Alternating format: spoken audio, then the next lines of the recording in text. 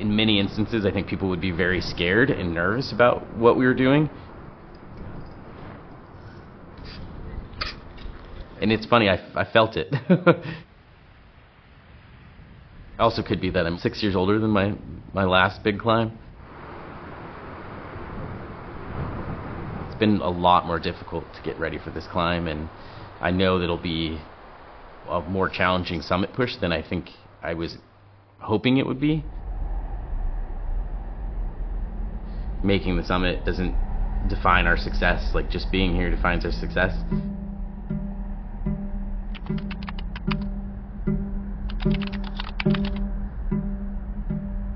My name is Chris Bombardier, and I'm the Executive Director of Save One Life, and I'm also the first person with hemophilia to climb 7 summits. This project started about 2 years ago when I met Paul, who's from France, and he's the father of 2 boys with hemophilia. And he reached out to me. He saw Bombardier Blood, the documentary, a few years ago, and was really excited to see that as a new parent of somebody with hemophilia, seeing what was possible.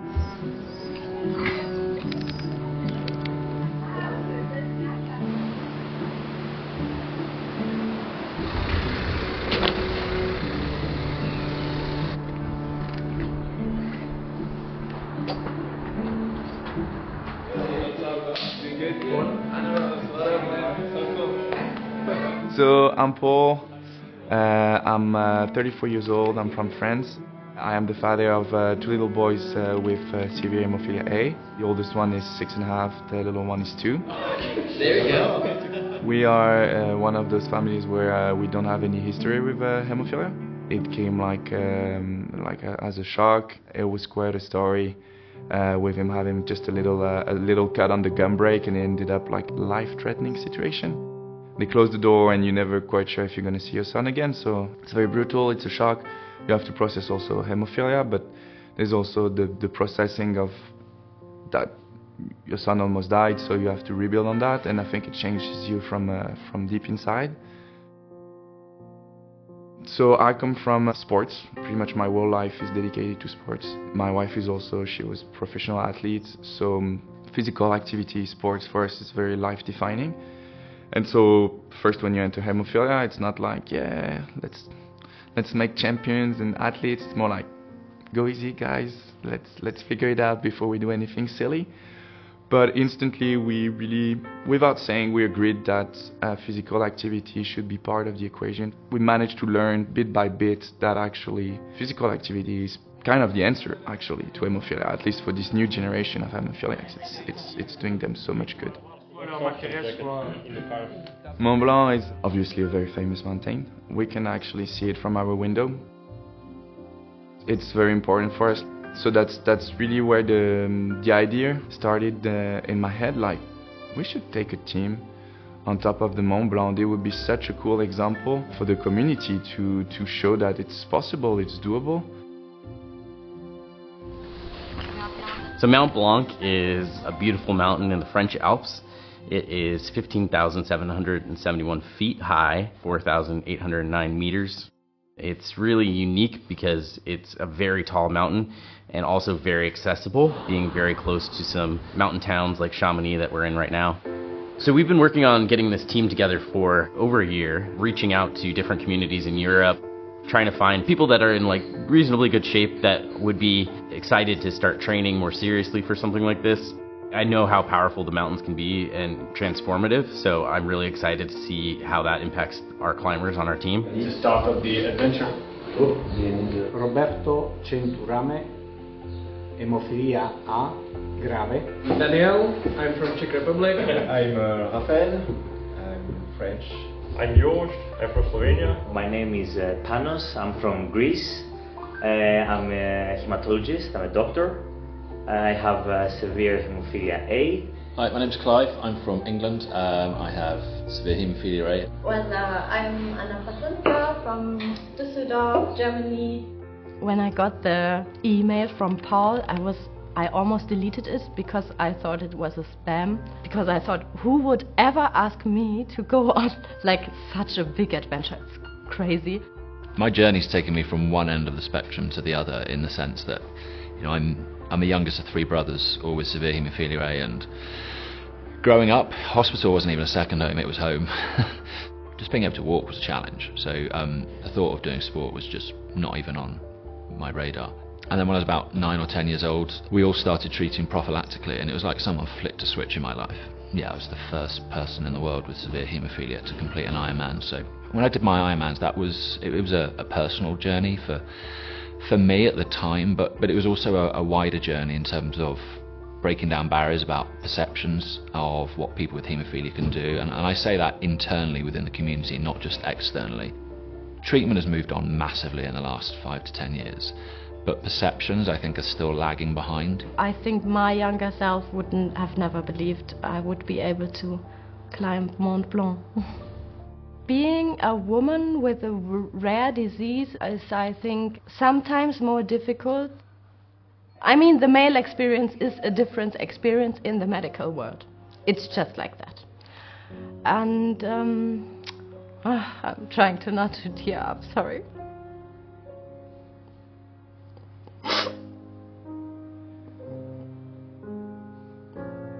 I think women in the medical world are often not believed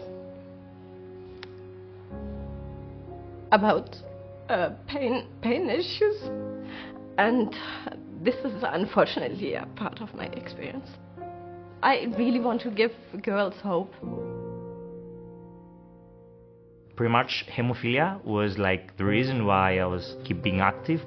I was lucky enough to start prophylaxis really early in my life. Running was my thing.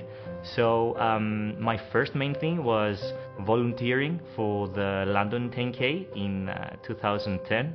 Like, I was 18 years old. And when I got to Athens and start my medical training, I went to mountains more and more. And I was like doing hiking and trail run, and it was so nice. And it was my way to feel like relaxed and be happy. Fino a che nel 2004 sono riuscito a fare una protesi a un ginocchio sinistro e nel 2005 una protesi nel ginocchio destro. E da lì è iniziato un mio nuovo percorso. Tutto quello che non ero riuscito a farlo prima per le mie limitazioni, mi sono dedicato nel fare l'arrampicata sportiva e ho fatto un campionato nazionale, sono arrivato secondo di categoria, quindi questa iniziativa l'ho presa, anche non sono mai salito in montagna oltre 2000 metri. E quindi per me questo è un segno importante da poter dare a tutte le persone che vedranno questo video. Na začetku so zdravniki zelo odsvetovali šport, nisem smel se udeleževati nobenega športa. V srednji šoli so nam učitelji dali za nalogo, da kolesarimo. Kolesarjenje je zelo priporočljivo za hemofilike, zdaj naredim 5000 km vsako leto. Tudi mogoče en izmed razlogov, zakaj sem se odločil iti na Mont Blanc, je, ker je bil moj dedek na Mont Blancu dvakrat. Je zelo rad je hodil v hribe in ko je slišal, da grem na Mont Blanc, tudi je bil zelo vesel. Prinesel sem njegov cepin, z njim je bil dvakrat na Mont Blancu, enkrat na Mont Everestu in enkrat na Araratu.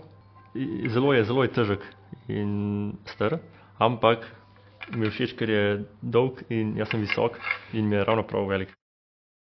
Pour moi, c'était normal d'avoir des problèmes de santé, d'avoir des douleurs, d'avoir des hématomes qui faisaient la taille du muscle. Pour les autres enfants, je voyais dans leur regard que c'était pas normal quand j'allais à la piscine et que j'avais des bleus et des ecchymoses sur tout le corps. Donc, du coup, j'ai grandi avec cette image de normalité, de douleur et de traces sur le corps, du fait de ne pas pouvoir faire tout ce qu'on voulait. J'ai les articulations en très bonne santé, j'ai aucun problème de santé avec l'hémophilie. J'ai pas d'appréhension sur l'ascension, je suis physiquement prêt pour l'ascension. Je me suis entraîné pour ça toute l'année et l'année dernière. Et enfin, mon quotidien en fait en montagne me permet d'être vraiment confiant physiquement.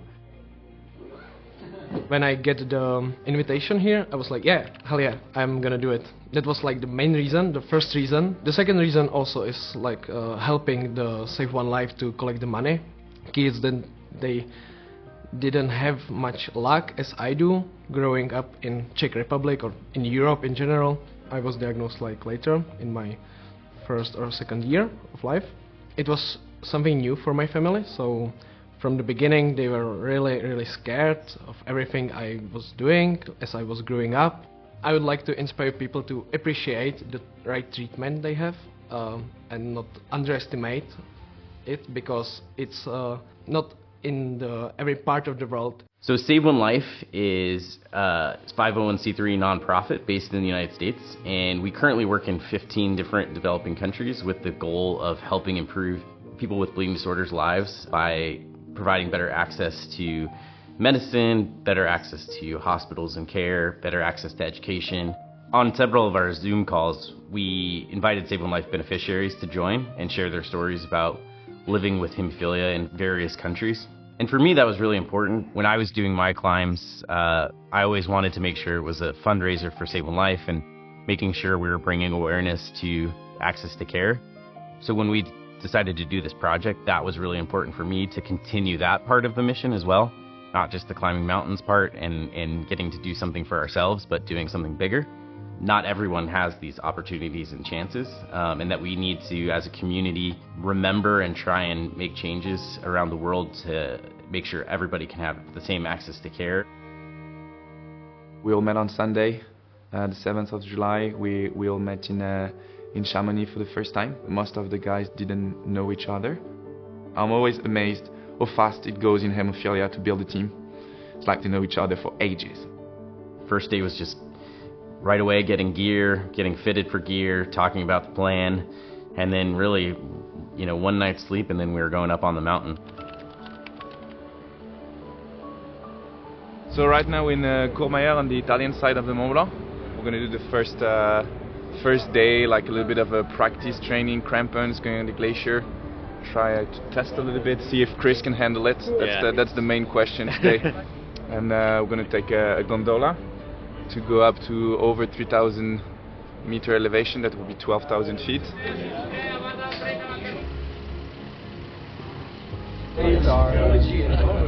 It's for you to enjoy all the view. Wow. Our first day, we just did some walking around on crampons, climbing some steep faces, just to kind of give everybody a little taste of what it was going to look like, and also get a little bit of acclimation up at a higher altitude. Great day, pretty tough day, but really fun. I think the chemistry between the team is getting better, and it's growing. We keep communicating with each other. I'm very happy I was able to keep up with the boys. Whew! That was quite a concern for me. Yes. And then the next 2 days were spent up on the mountain, where we got to actually sleep up in one of the huts. And we did kind of similar stuff, more just walking around on crampons, walking on some steep snow ridges, just so people get the feeling of what it's like to walk on a narrow ridge, how to, kind of keep your brain focused. And then a lot more rock scrambling before we got into the hut, which was definitely challenging. And I think a lot of people were a little bit surprised at how challenging it was. When I was a kid, my left knee was my target joint, so till now I can sometimes feel it. When I do something like jogging over 5 kilometers, I can feel my left knee like hurting a little. I found that when we were up at altitude overnight, I wasn't physically sick, but I had a really bad headache, and felt like my head wanted to explode. On my first day, I was almost like asthmatic, so I could really feel like there was no air. I'm not very confident in myself, so I still think I'm the weakest link. I'm not a pro athlete like everyone else. For me, I think it's a little harder, but I will just try and do my best. Torej, preden sem začel s pripravami na Mont Blanc, sem prebral nekaj knjig in pogledal nekaj videov, kaj se priporoča za priprave. Vsi so svetovali tek, torej prej nikoli nisem tekel zares. Mislil sem, da je tek dolgočasen, da je naporen, da je slab za kolena recimo. Ampak sem vseeno našel prvič laufati in mi je bilo zelo všeč. You know, we've had 2 or 3 days training here now, and I think my level of respect for what we're about to do has grown.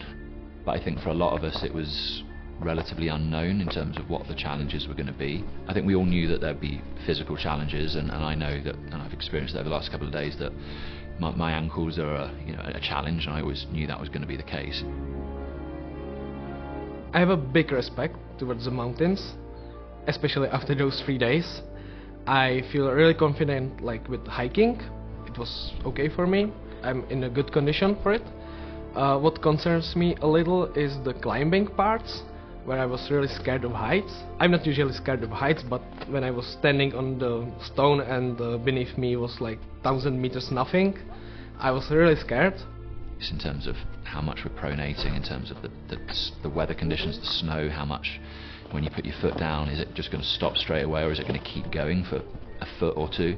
That kind of thing. So I always knew that adjusting and managing the physical challenges were going to be part of it. The ascent or the success, it's not just on you. Every mountain has its own microclimate, so they are unpredictable. Of course, you know, the crevasses, the avalanches, because of the increased temperatures this year and last year, the risk is very high.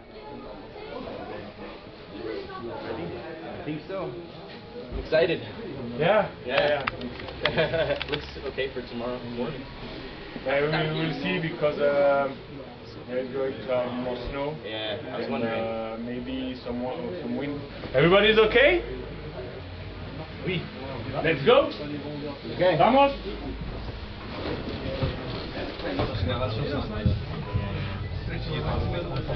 I think as long as we're moving, we'll stay warm.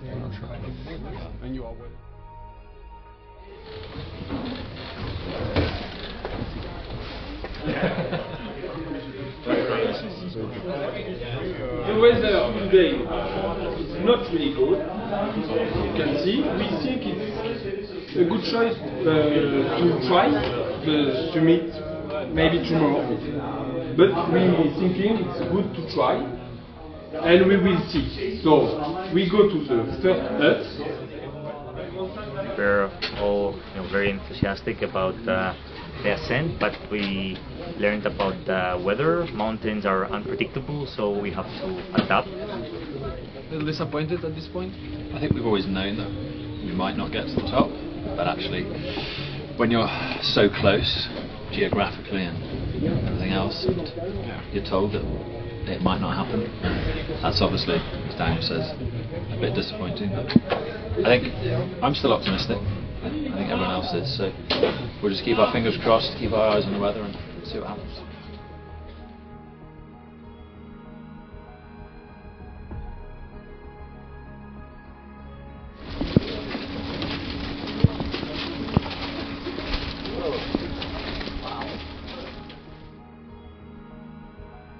So we're at the hut for the first night of our summit push.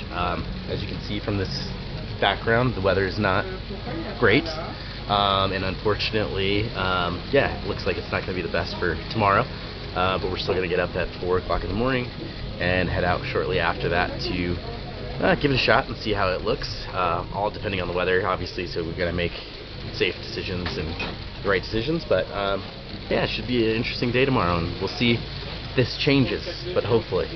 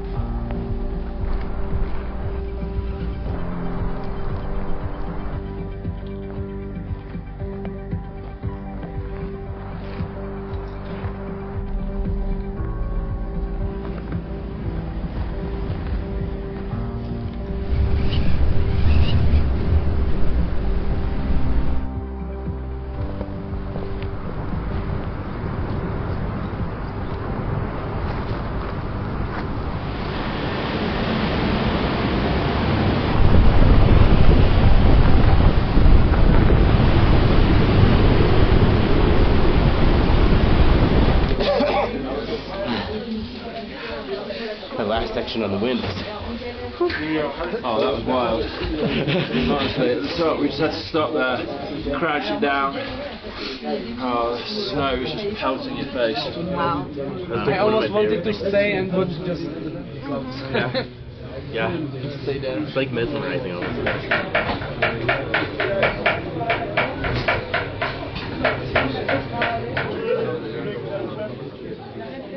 Our idea is to leave in half an hour and try to at least make it to the top of the Dome du Goûter, which is the big dome here. Yeah, we'll start getting ready in half an hour. You all up for that program? Yeah.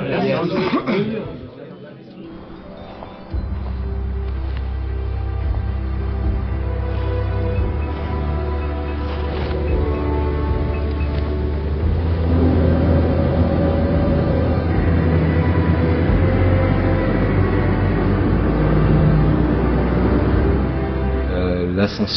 L'ascension était difficile, il y avait énormément de vent, de grêle, c'était très dur. On avait l'impression de devoir avancer 2 fois pour un seul pas. C'était éprouvant.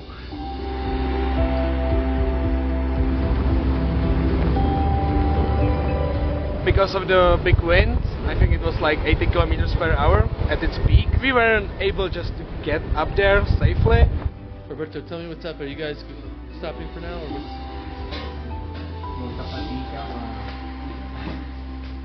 Et puis on était parti en sachant qu'on ferait pas le sommet.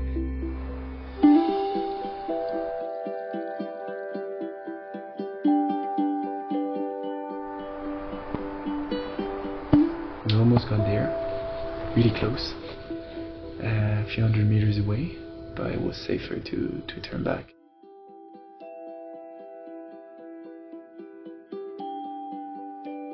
Et dans la redescente, on voit tous ces beaux paysages, on se rend compte de ce qu'on vient d'accomplir, et c'est émotionnellement très fort en fait de se rendre compte de l'effort qu'on vient de fournir et de tout ce qu'on a fait, que ce qu'on a vécu aujourd'hui va nous unir pour longtemps, et j'espère qu'on pourra s'en servir pour donner un bon message bien positif à tous les hémophiles qu'on va pouvoir rencontrer, chacun dans son pays, parce que c'est une histoire incroyable. Peu de gens croyaient qu'on allait y arriver, et on l'a fait. Alors je suis très fier de ça.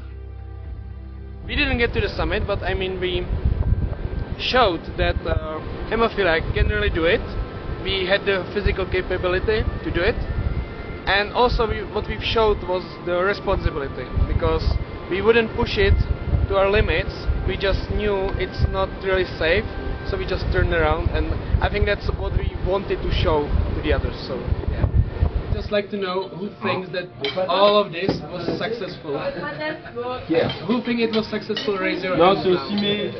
So when you all left, it was just me and Chris left, and I shared this quote with him. Some of you may have heard it before. It's called "The Man in the Arena" by Theodore Roosevelt. It's not the critic who counts, not the man who points out how the strong man stumbles.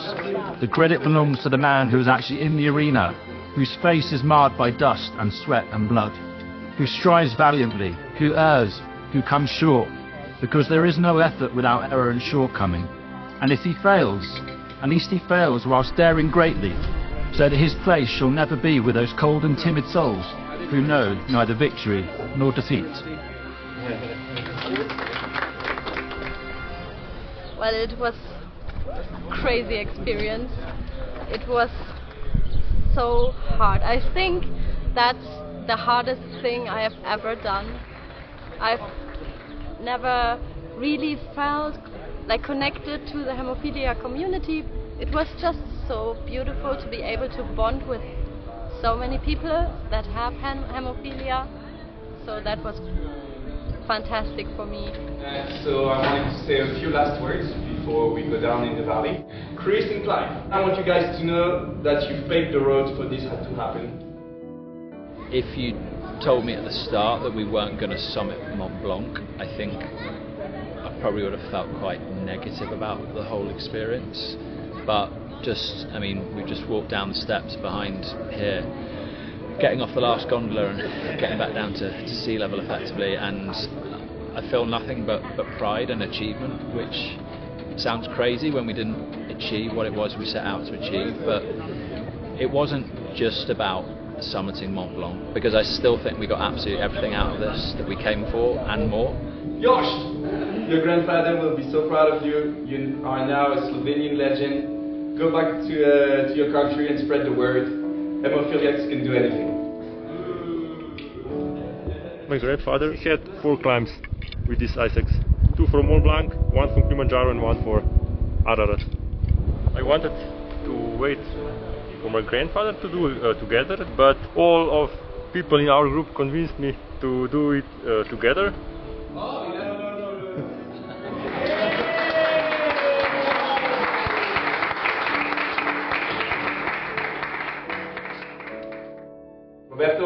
Robertito, you are the most inspiring person I've met in my life. Never stop fighting. What an amazing feeling to see you enter that hut at almost 4,400 meters of altitude. You are a legend. We are lucky to have crossed your path. Nel caso non riuscirei a raggiungere il Monte Bianco, per me riporto a casa questa grandissima esperienza, un obiettivo anche a tutti gli emofilici che ci vedranno, per dire non da provare a fare una scalata del Monte Bianco, ma nel quotidiano anche alzarsi dalla poltrona, fare una passeggiata, fare un po' di attività fisica. La scalata del Monte Bianco è una donazione che faccio a tutti quanti gli altri e non è per me. Επίσης θέλω να το αφιερώσω σε όλους τους ανθρώπους που πίστεψαν σε μένα, στους ανθρώπους που έκαναν τις δωρεές τους, αλλά και σε όλους τους αιματολόγους της Ελλάδας και όλου του κόσμου που παλεύουν καθημερινά με τις τόσο δύσκολες ασθένειες που έχουμε, αλλά επίσης θέλω να το αφιερώσω και στους ασθενείς μου, σε αυτούς που βρίσκονται εν ζωή, αλλά και σε αυτούς που δεν είναι εν ζωή, για τους αγώνες που έδωσαν, γιατί για μένα είναι πηγή έμπνευσης και ήταν ένας από τους λόγους για τους οποίους συμμετείχα και καθημερινά προσπαθώ να είμαι ο καλύτερος με αυτός. When you have to face stuff like hemophilia, it makes you an extremely strong person. And it made me quite emotional because I know my sons are so strong.